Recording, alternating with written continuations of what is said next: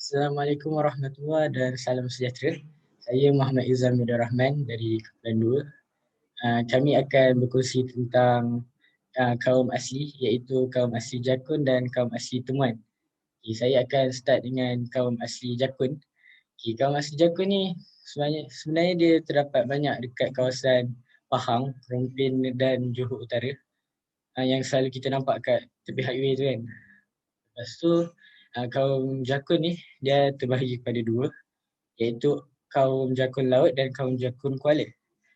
Kaum Laut ni dekat kawasan-kawasan pantai lah, dan kaum Jakun Kuala ni yang kat kawasan hutan yang macam highway yang kita selalu jumpa tu.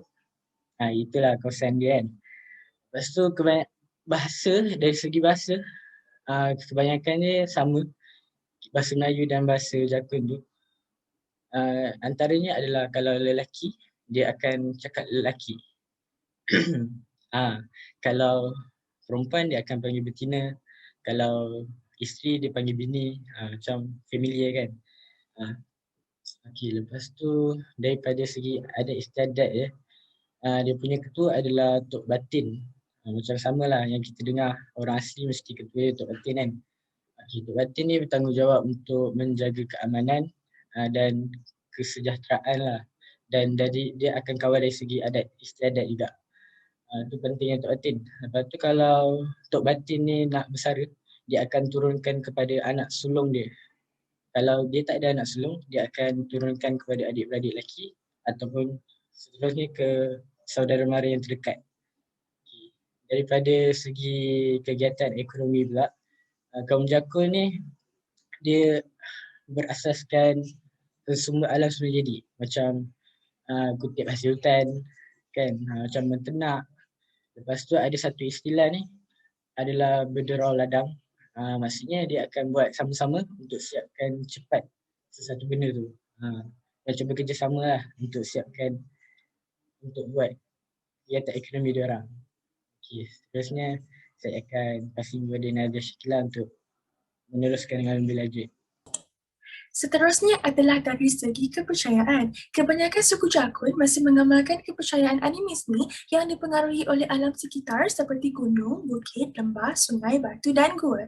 Suku kaum Jakun juga mempercayai bahawa hutan belukar, bukit bukau, gunung ganang dan anak sungai ada penguasa atau keramatnya. Justru itu, demi keselamatan diri dan tanam-tanaman, maka netau atau upacara buka tanah akan dilakukan sebelum pembukaan kawasan baru.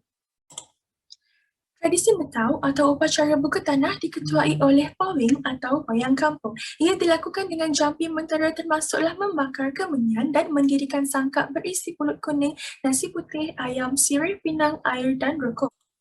Seterusnya dari segi adat perkahwinan. Adat perkahwinan suku kaum ini bermula dengan rombongan berisik yang diketuai oleh ketua keluarga pihak lelaki bersama Tok Batin. Tok Batin bertindak sebagai saksi dan penasihat adat perkahwinan. Setelah kedua belah pihak mencapai kata sepakat, maka upacara meminang serta hantaran dan penetapan tarikh majlis perkahwinan berlangsung.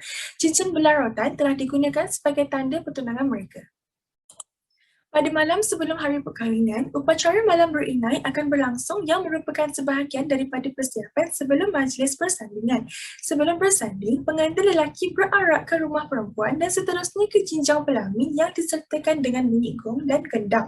Setelah sampai di halaman rumah pengantin perempuan, wakil dari kumpulan perarakan pengantin lelaki akan berbalas pantun dengan pihak pengantin perempuan. Setelah itu, gendang dipalu lagi diikuti dengan tarian lian buah pukul iaitu silat menyambut kedatangan pengantin lelaki dan diikuti dengan tarian silat sambah pengantin. Tepung tawa direnjis tanda direstui. Selesai upacara persandingan, kedua-dua pengantin diiringi masuk ke dalam rumah dan diikuti dengan majlis amanat dari generasi tua, waris terdekat kepada pasangan pengantin yang diketuai oleh kedua-dua tok batin. Dalam konteks hari perayaan pula, hari perayaan suku kaum Jakun yang asal ialah upacara bela kampung di mana acara kemuncaknya adalah pada tengah malam peralihan ke tahun baru, iaitu pada tengah malam 31 Disember dan 1 Januari. Aktiviti tersebut bermula dari siang hari sehingga terbit matahari subuh bersama seluruh orang kampung.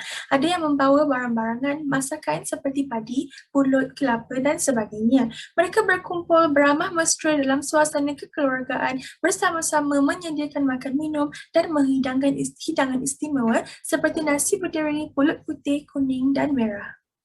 Seterusnya pula, kita akan berbincang tentang orang asli kaum Temuan.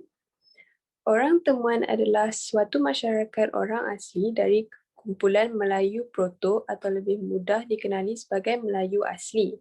Selangor, Melaka, Pahang, Negeri Sembilan dan daerah Muar Johor merupakan penempatan utama bagi keseluruhan masyarakat orang asli Temuan ini. Penempatan masyarakat ini terletak berdekatan dengan kampung tradisi Melayu dan di pinggiran bandar. Suku Temuan merupakan suku keempat terbesar di dalam hierarki kaum orang asli di mana jumlah mereka telah meningkat dari sehari ke sehari seramai kira-kira 21,300 orang di semenanjung Malaysia. Orang asli suku Temuan dipimpin oleh seorang batin yang dilantik pada kebiasaannya mengikut keturunan. Pelantikan batin dibuat berdasarkan ketokohan atau kebolehannya serta pengetahuannya tentang hal adat istiadat. Seandainya seseorang batin meninggal dunia ataupun meletakkan jawatan, satu mesyuarat yang diuruskan oleh jurukerah dan perundingan yang menggunakan bahasa adat secara formal dilaksanakan. Andai kata batin melanggar adat, maka dia berhak dipecat oleh perut dan pemilihan baru akan dijalankan. Jawatan menteri pula berfungsi sebagai penasihat kepada batin, jurukerah dan jenang. Majoriti daripada kaum Temuan mengamalkan animism ataupun tidak percaya Tuhan. Mereka lebih mempercayai kepada benda-benda alam seperti pokok, kubur, hantu hutan dan sebagainya. Mereka mengamalkan agama nenek moyang yang mana mereka mengikut dan percaya sahaja apa yang nenek moyang mereka lakukan dan percaya. Tidak dinafikan bahawa ada beberapa orang yang menganuti agama Islam dalam kalangan masyarakat orang asli Temuan. Contohnya di Kampung Air Tawas, Ledang, Johor. Masyarakat kaum Temuan mempunyai aktiviti harian dan pekerjaan yang tersendiri. Mereka pada kebiasaannya ada yang menoreh getah, mencari rotan dan dama, memburu, menyumpit, bertani, masuk ke hutan, bekerja sendiri dan sebagainya. Hasil pendapatan mereka juga tidak menentu kerana kadang-kadang ada dan kadang-kadang pula tiada, ibarat kais pagi makan pagi, kais petang makan petang. Anak-anak mereka pula dihantar ke sekolah yang berdekatan untuk mendapatkan hak pendidikan, tidak kiralah pendidikan rendah ataupun menengah. Namun, majoritinya berhenti sekolah hanya setakat darjah 6 sahaja, kemudian bekerja untuk menyara keluarga. Namun begitu, tidak dinafikan ada yang menyambung pengajian pendidikan ke peringkat yang lebih tinggi. Saya akan membentangkan pakaian tradisi, adat perkahwinan dan hari perayaan kaum turunan. Pakaian merupakan salah satu tradisi yang melambangkan identiti sesuatu kaum. Pakaian orang asli dibuat daripada sumber hutan. Kulit kayu terap dan pokok akar baru dijadikan dan direka agar menjadi kain cawat yang digunakan untuk kaum lelaki dan wanita. Pakaian yang dipakai semasa perayaan lebih kurang sama dengan pakaian harian mereka. Namun kini, sejarah dengan peredaran zaman dan kemodenan mereka telah mengubah sedikit pakaian yang dipakai. Tetapi, ciri-ciri tradisi dan identiti masih dikekalkan. Adat istiadat perkahwinan orang asli Temuan adalah lebih kurang sama dengan orang Melayu. Apabila si turunan memberitahu keluarganya bahawa dia berkenan kepada seorang gadis, maka ibu bapa saudara si turunan akan pergi merisik melalui bapa saudara si gadis untuk mendapatkan persetujuan. Pada hari pertunang, pihak lelaki akan menghantar tanda kepada pihak si gadis. Kemudian, tarikh perkahwinan akan ditetapkan. Semasa bersanding, jurukerah akan melaksanakan akad nikah. Seterusnya, mereka akan memberikan nasihat tentang hidup berumah tangga sebelum melayari bahtera perkahwinan yang penuh dengan cabaran.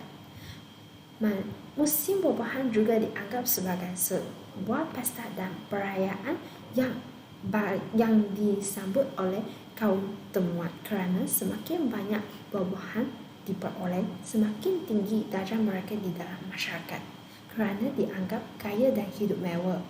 Mereka mengadakan majlis tarik-menarik sebagai tanda kesyukuran supaya hasil buah-buahan bertambah dan akan berlipat ganda di musim akan datang. Tradisi tersebut masih diteruskan hingga kini. Sekian, terima kasih.